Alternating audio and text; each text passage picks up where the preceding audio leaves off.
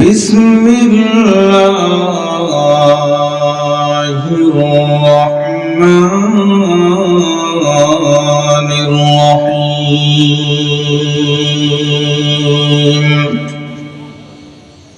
ولا تقولن لشيء إني فاعل ذلك غدا إلا أن يشاء الله. وقال الله تبارك وتعالى يا أيها الذين آمنوا صلوا عليه وسلموا تسليما.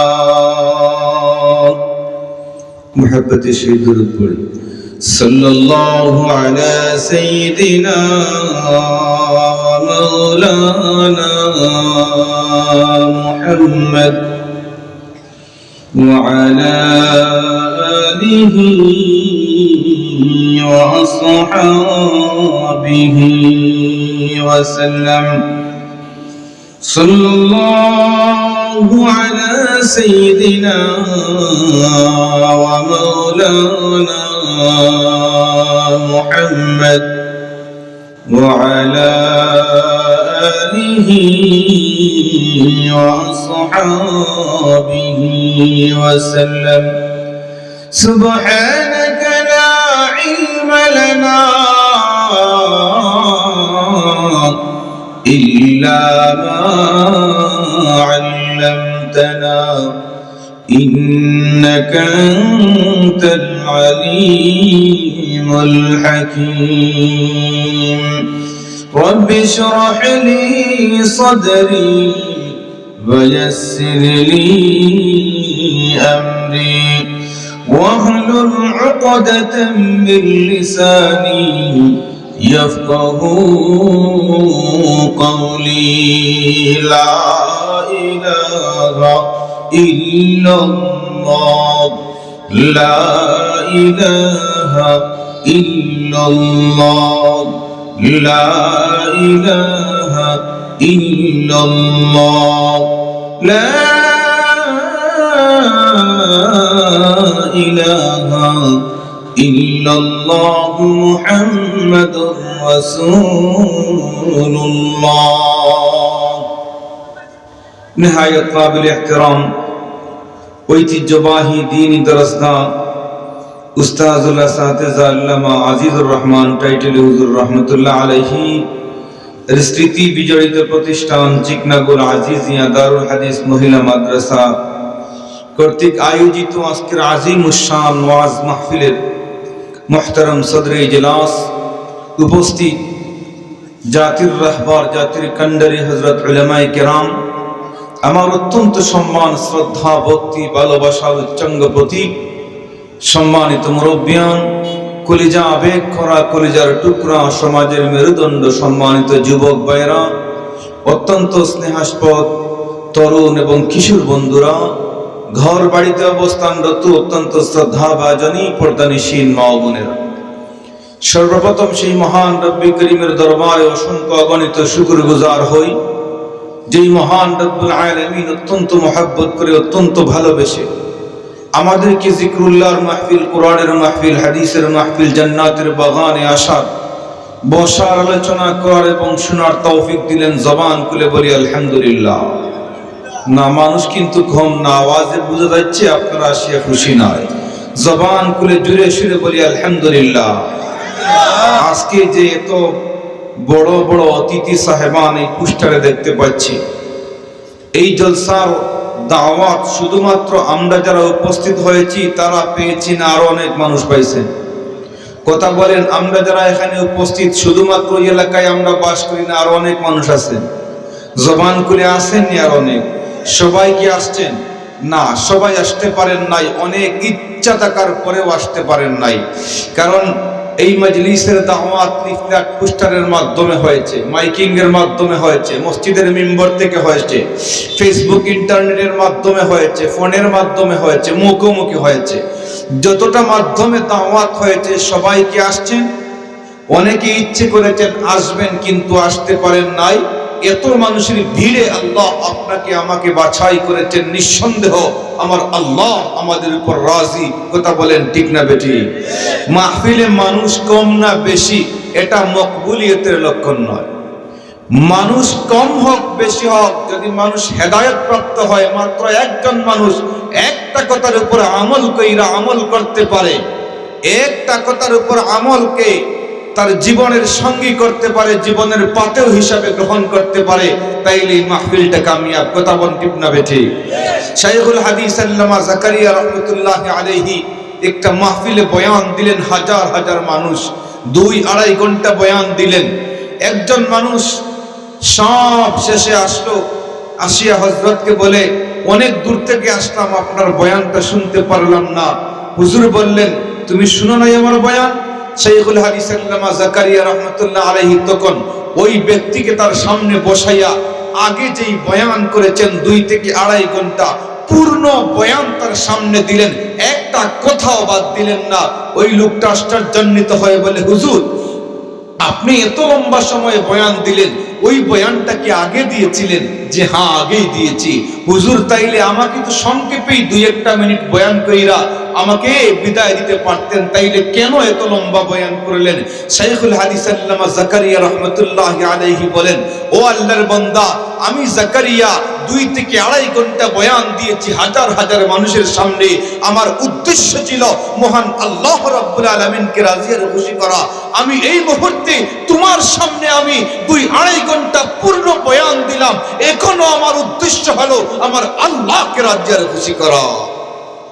সুবহানাল্লাহ কইবেন না? তাইলে মাহফিল কামিয়াব হওয়ার জন্য মানুষ অনেক বেশি হয়ে গেছেন। মাহফিল সফলতার মাপকাঠি মানুষ বেশি এমনটা নয়। 1-2 জন যদি হয় আর হেদায়েতের বাণী শুনিয়া হেদায়েত প্রাপ্ত হতে পারে, এই মানুষটা কামিয়াব, মাহফিলও কামিয়াব। এই জন্য কয়েকটা মিনিট যদি আমি আপনাদের সামনে কথা বলি, আল্লাহ তৌফিক দিন, বসতে রাজি আছেন তো ইনশাআল্লাহ? না উঠিয়া দৌড় দিবেন? কারা কারা বসবেন হাত একটু দেখতে চাই। লম্বা হবে না ইনশাআল্লাহ। আল্লাহ সকলের হাত কবুল আর মঞ্জুর করুন, বলি আমিন। আল্লাহ যেন আমাদের সবাইকে জান্নাতে এইভাবে বসার তৌফিক দান করেন, বলি আমিন। মুআজ্জাজ হাজিরিনে কেরাম, ভূমিকায় সময় নষ্ট করতে চাই না।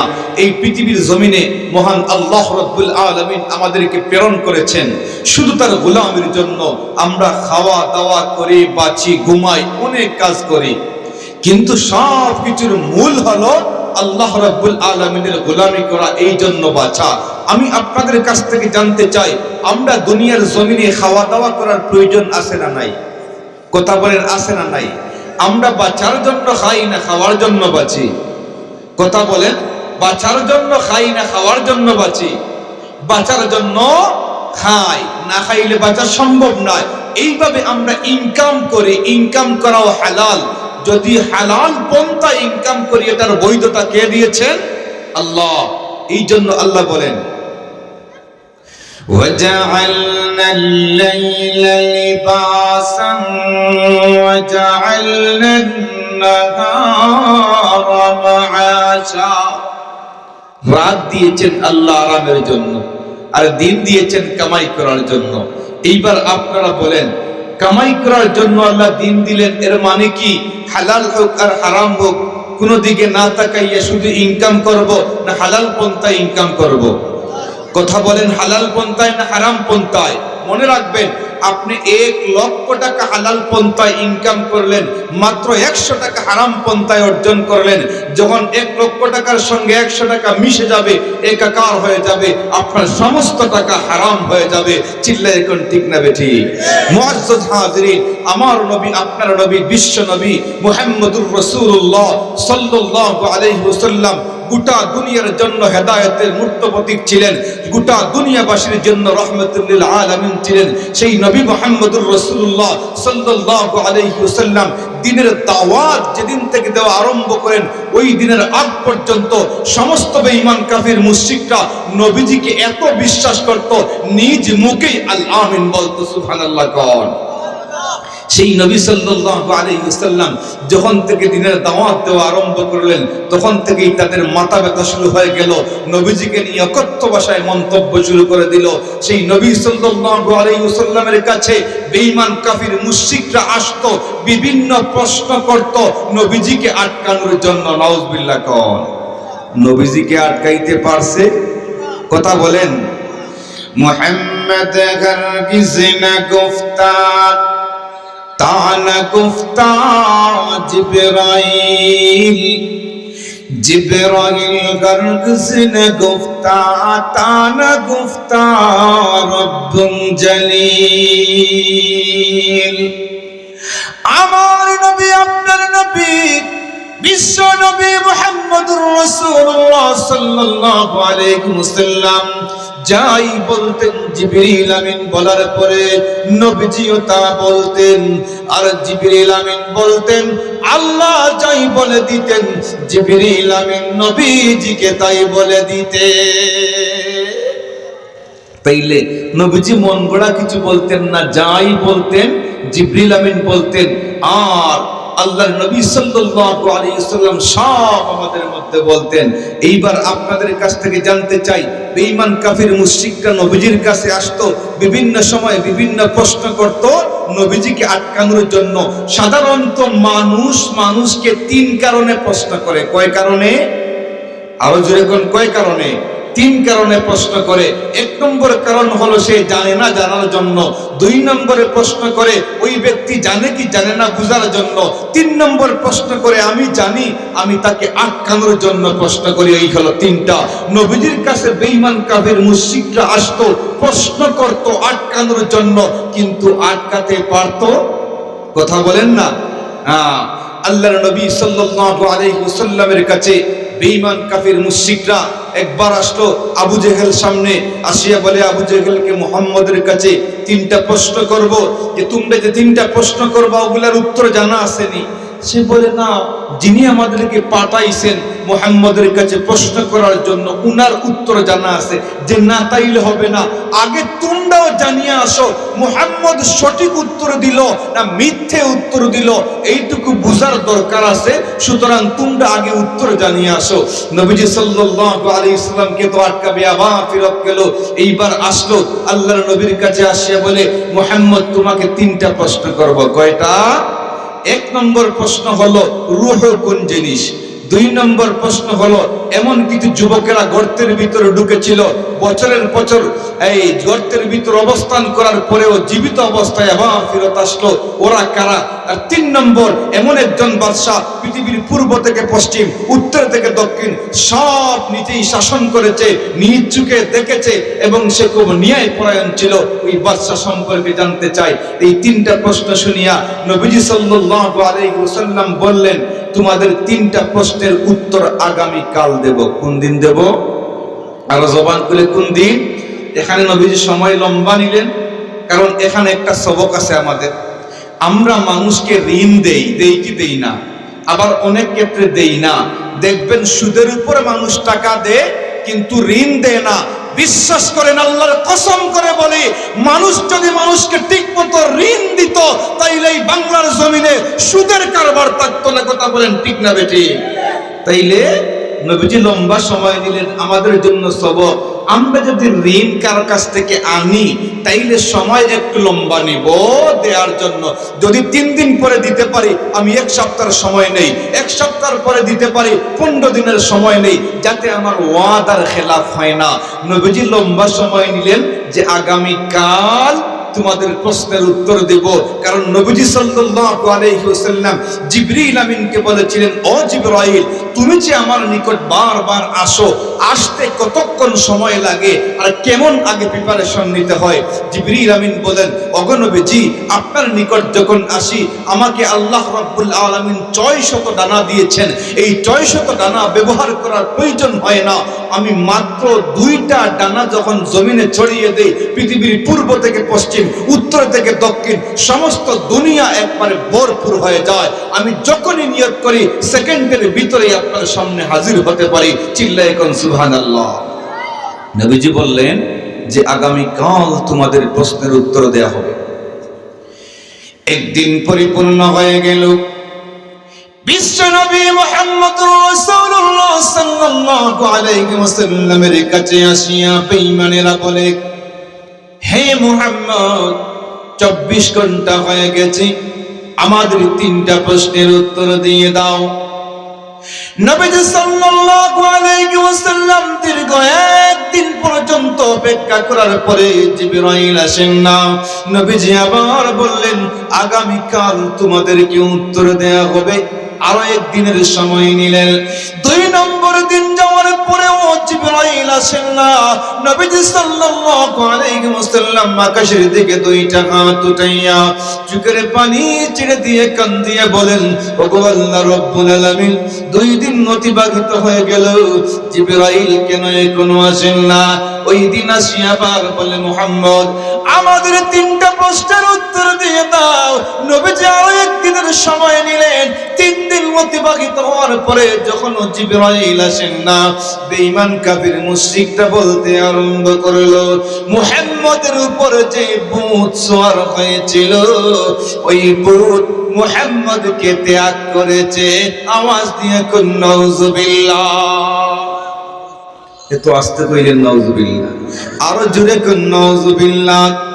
আল্লাহর নবী সাল্লাল্লাহু আলাইহি ওয়াসাল্লাম যখন তার নিজ কান দিয়ে শুনতে পাইলেন বেঈমানরা বলতেছে, মুহাম্মদের উপরে যে ভূত সওয়ার হয়েছিল, ওই ভূত মুহাম্মদকে ত্যাগ করেছে, নবীজি অশ্রুসিক্ত হয়ে চোখের পানি ছেড়ে দিয়ে বলেন, ওগো আল্লাহ রাব্বুল আলামিন, কি হয়ে গেল?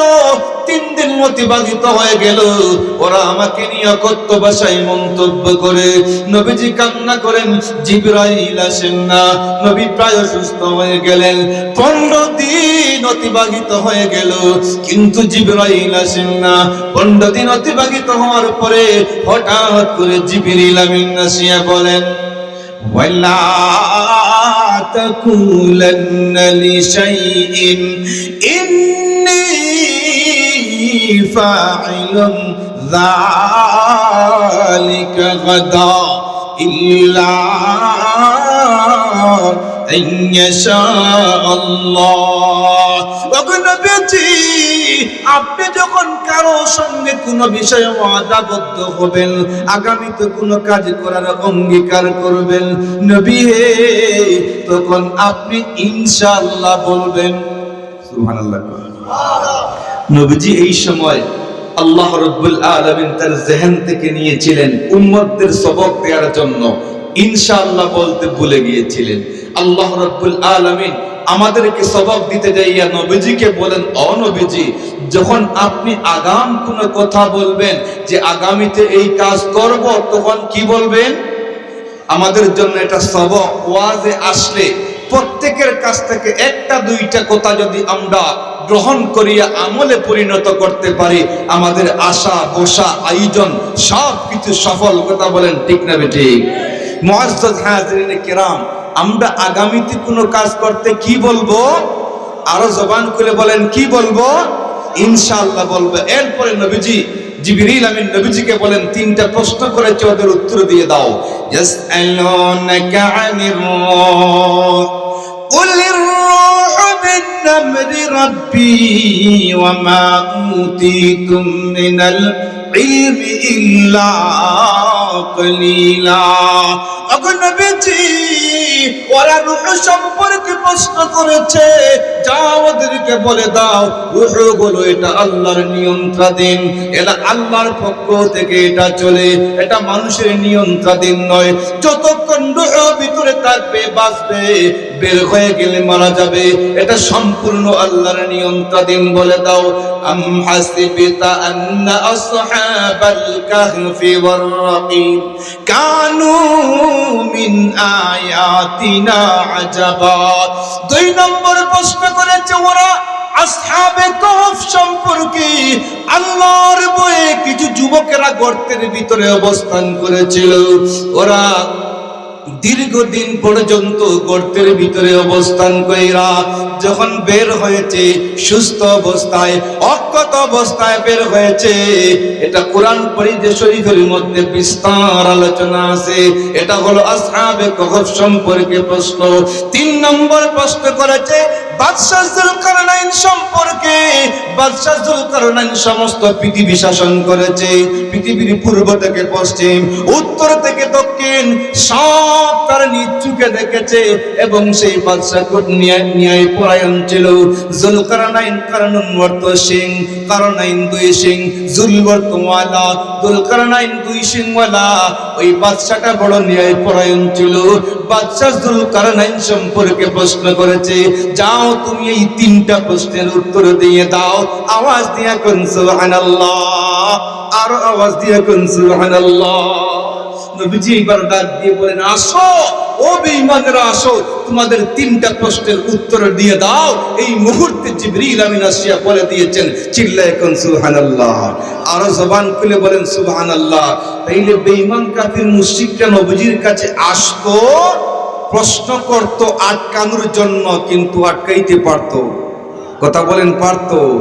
আল্লাহু আকবার। শুধু তাই বলে শেষ নয়, সাহাবায়ে কিরাম রিদওয়ানুল্লাহি আলাইহিম আজমাইনগণ তাদের নিকটেও ভিড়ত বেঈমানেরা। তাদের উদ্দেশ্য হতো বিভিন্ন প্রশ্ন করবে, আটকাবে, মজা নিবে, কিন্তু পারত না। হযরত উমর রাদিয়াল্লাহু তাআলা আনহুর কাছে একবার আসলো এক বেঈমান, আসিয়া বলে, উমর তোমাকে 4টা প্রশ্ন করব, ওগুলার উত্তর দিতে পারবা? উমর রাদিয়াল্লাহু তাআলা আনহু রাগ কইরা বলেন, 4টা প্রশ্ন, এগুলা কোরআন হাদিসের ভিতরে না বাইরে? যে না, ভিতরেই আছে। বলে, তাইলে পারবো নি, এটা বললা কেন? আমি নবীজির ডানে ছিলাম, বামে ছিলাম, সামনে ছিলাম, পিছনে ছিলাম, নবীজির হাতে হাত থেকে বাইআত গ্রহণ করেছি, আর প্রশ্নের উত্তর দিতে পারবো নি এমনটা বললা কেন? বলো কি 4টা প্রশ্ন? এই কথা বলার সঙ্গে সঙ্গে বলল যে আমাদের 4টা প্রশ্ন। সময় আসেনি আপনাদের? কষ্ট হচ্ছে? ছেড়ে দেই। যে 4টা প্রশ্ন। 1 নম্বর প্রশ্ন হলো যে এমন 2জন ভাই একসাথে জন্মগ্রহণ করেছে, একই সময়ে একই মুহূর্তে জন্মগ্রহণ করেছে, মৃত্যুবরণ করেছে একই সময়ে, একই মুহূর্তে, একই তারিখে, একই টাইমে, কিন্তু ইতিহাস বলে তাদের বয়সের ব্যবধান 100 বছরের। এইবার আপনারা বলেন, প্রশ্নটা একটু জটিল লাগে না? একসাথে জন্মিল, একসাথে আবার মারা গেল, কিন্তু ইতিহাস বলে 100 বছরের বয়সের ব্যবধান তাদের বয়সের। 2 নম্বর প্রশ্ন, এমন একটা কয়েদখানার ভিতরেই যিনি বন্দী, বাহির থেকে একটা শ্বাস প্রশ্বাস নিতে পারেন না, বাহিরের এক ফোঁটা পানিও পান করেন না, কিন্তু খুবই অক্ষত এবং সুস্থ। এই প্রশ্নের উত্তরটা চাই। 3 নম্বর, এমন একটা কবরটাও জিন্দা, কবরের ভিতরের লাশও জিন্দা, কিন্তু কবর নিয়া 40 দিন পর্যন্ত ওই জিন্দা লাশকে ঘোরাঘুরি করে। এই 3 নম্বর প্রশ্নের উত্তর দাও। 4 নম্বর প্রশ্ন হলো, এমন একটা জায়গা পৃথিবী জন্মের পরে মাত্র ওই জায়গায় সূর্যের আলো একবার লেগেছিল, তারপরে আর সূর্যের আলো লাগে নাই, ওই জায়গাটা কোনটা? উমর রাদিয়াল্লাহু তাআলা এবার বলেন, ও বেঈমান, তুমি আমাকে এই 4টা প্রশ্নের উত্তরের জন্য বড় কঠিন মনে করতেছো। জানিয়ে রাখো, এই 4টা প্রশ্নের উত্তর আমি দিতে হবে না। এই যে আমার রাইসুল মুফাসসিরিন ইবনে আব্বাস, তার বয়স মাত্র 10 থেকে 12 বছর, সে এই 4টা প্রশ্নের উত্তর দিতে সক্ষম। চিল্লায়ে এখন সুবহানাল্লাহ। তাকে ডাক দেয়া হলো, তুমি কি পারবা? ইবনে আব্বাস বলেন, মাত্র 1 থেকে 2 মিনিটের ভিতরে আমি 4টা প্রশ্নের উত্তর দিতে সক্ষম। আবার বলেন সুবহানাল্লাহ।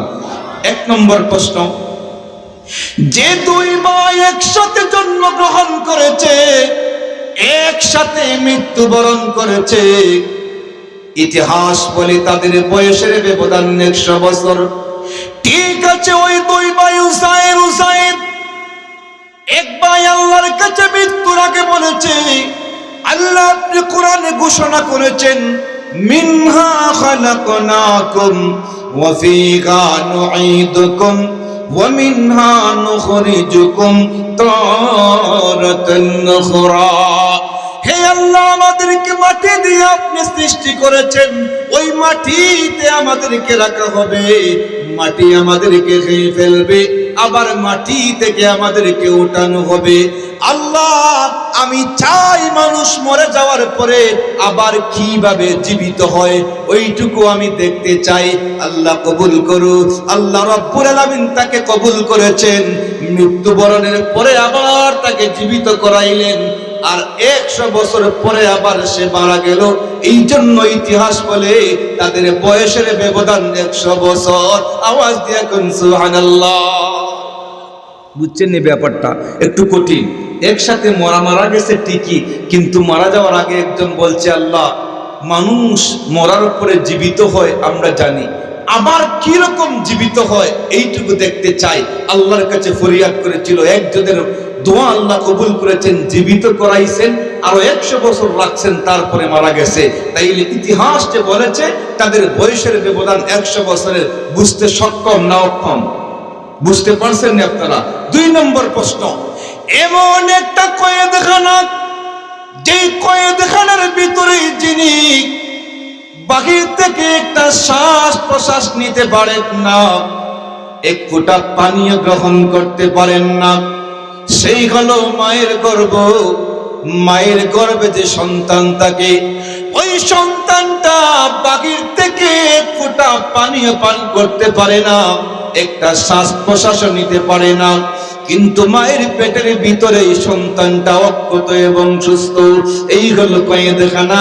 3 নম্বর প্রশ্ন করেছেন, এমন একটা কবর, যে কবরটাও জিন্দা, কবরের ভিতরের লাশ জিন্দা, সেটা হলো হযরত ইউনূস আলাইহিস সালাতু ওয়াস সালামকে যে মাছ গিলেছিল, সেই মাছটা হলো একটা কবর। আর ভিতরে ইউনূস আলাইহিস সালাম তিনিও লাশ ছিলেন। ওই মাছটা 40 দিন পর্যন্ত হযরত ইউনূস আলাইহিস সালামকে নিয়ে ঘোরাঘুরি করেছে।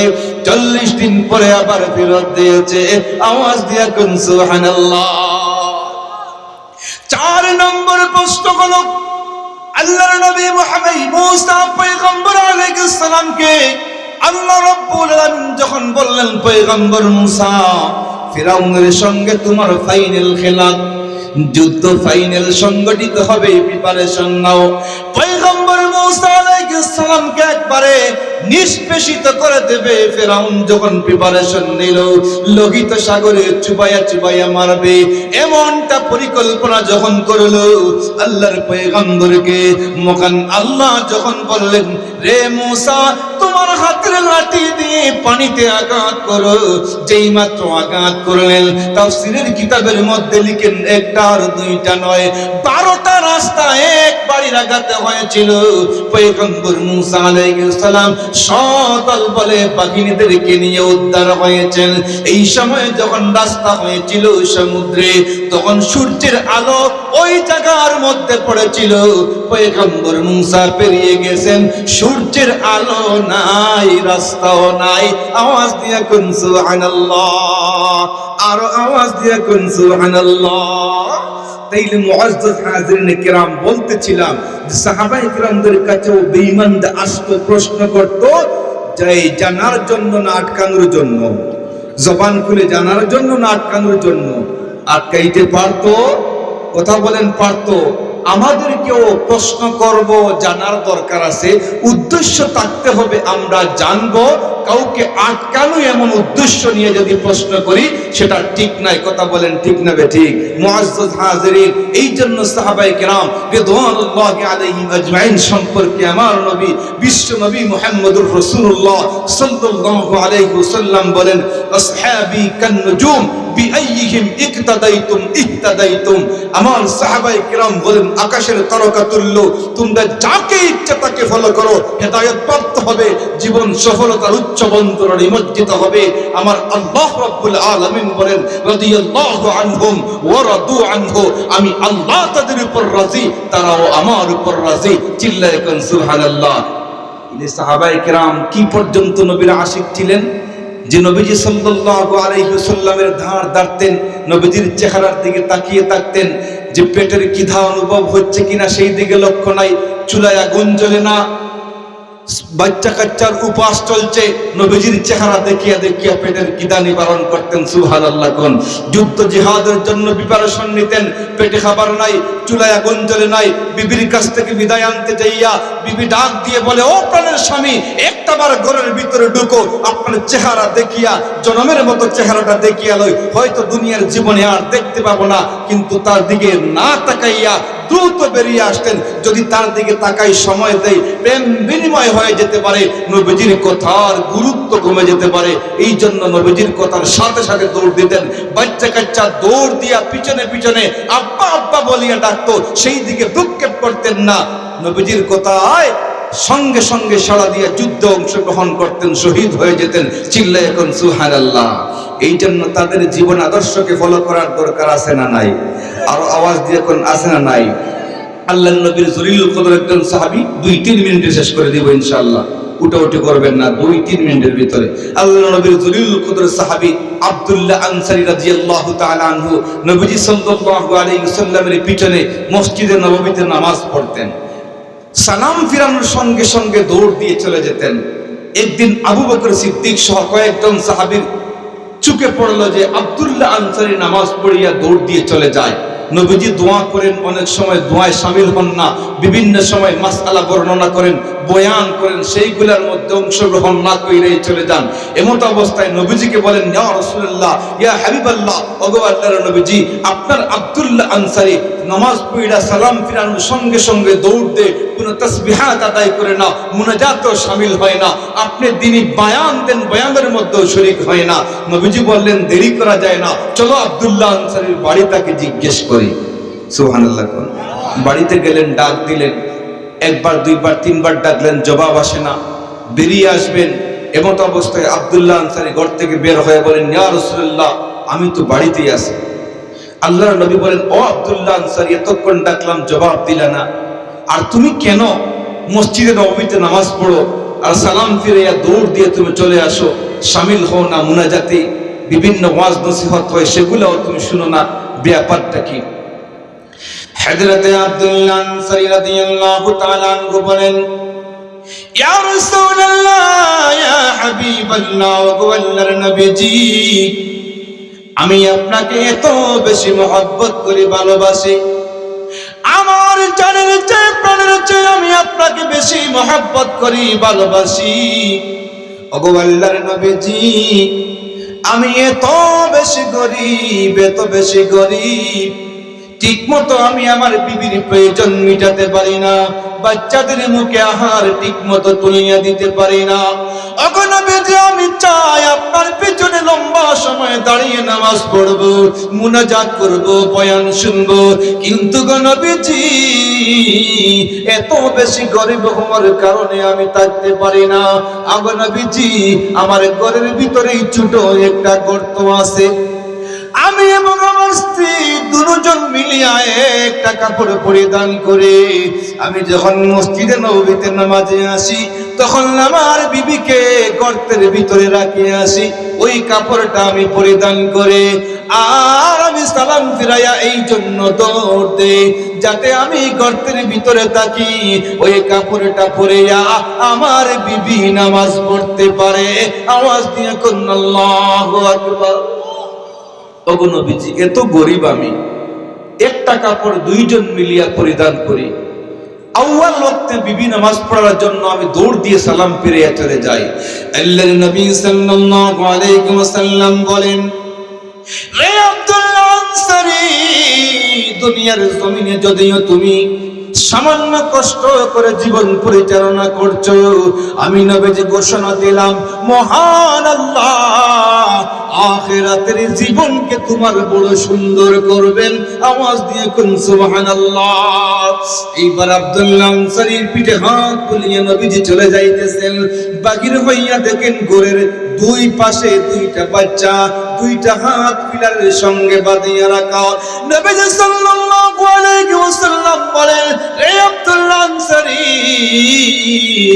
ওই দুইটা বাচ্চা কার? দুইটা পিলারে হাত বাঁধিয়ে রাখাও। আব্দুল্লাহ আনসারী বলেন, ওগো নবীজি, ওই দুইটা বাচ্চা আমার কলিজার টুকরা সন্তান, তুমি বাঁধিয়ে রাখছো কেন? এই জন্য বাঁধিয়ে রাখছি গো নবীজি, ওই যে দুইটা খেজুরের গাছ দেখা যায়, ওই দুইটা খেজুরের গাছের মালিক আমি নাই। এত বেশি খেজুর আসছে, খেজুরের গাছ ঝুঁকিয়া আমার সীমানায় পড়েছে।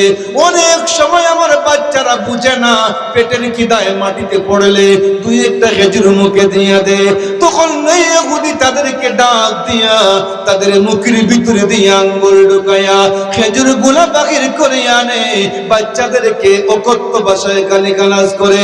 আমার বাচ্চারা যখন কান্নাকাটি করে আমি বাবা হিসাবে বরদাস্ত করতে পারি না, এই জন্য আমি দুইটা কুটার সঙ্গে বাঁধিয়া রাখছি।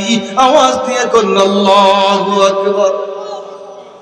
নবীজির ভীষণ কষ্ট লাগলো, চোখের পানি নবীজি মুছিয়া বললেন, এ সাহাবায়ে কেরাম, আমার আব্দুল্লাহ আনসারীর জন্য তোমরা কি ওই দুইটা খেজুরের গাছ কিনিয়া দিতে পারবা? উসমান গনি রাদিয়াল্লাহু তাআলা আনহু বলেন, ইয়া রাসূলুল্লাহ, আমার পক্ষেই সম্ভব, ইনশাআল্লাহ। ঢুকলেন আস্তে কইরা ওই ইহুদির বাড়িতে, গিয়ে বললেন, ও ভাই ইহুদি, ওই দুইটা গাছের আমার দরকার। সে বলে, না, এই গাছগুলো আমার বড় বেশি ফলদার, আমি বেশি উপকৃত হই, আমি এগুলা বিক্রি করব না।